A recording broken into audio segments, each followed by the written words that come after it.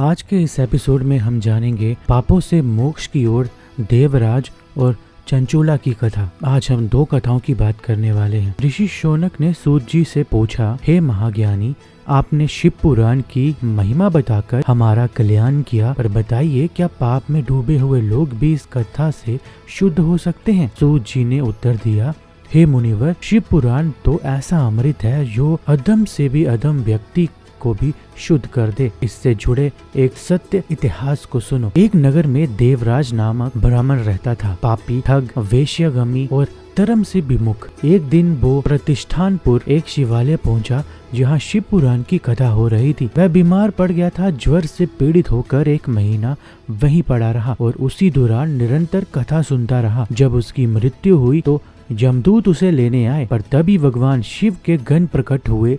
रुद्राक्ष धारण किए, त्रिशूल लिए, उन्होंने जमदूतों को पराजित कर देवराज को शिवलोक ले गए। शिव कथा के श्रवण मात्र से ही देवराज को मोक्ष मिल गया। दूसरी कथा चंचूला के वैराग्य की है। वाशकल ग्राम की चंचूला एक धर्मनिष्ठ स्त्री थी, पर उसके पापी पति बिंदु के प्रभाव से वो भी पतन की ओर चली गई। पति की मृत्यु के बाद गोकर्ण तीर्थ गई और वहाँ शिव पुराण की कथा सुनी।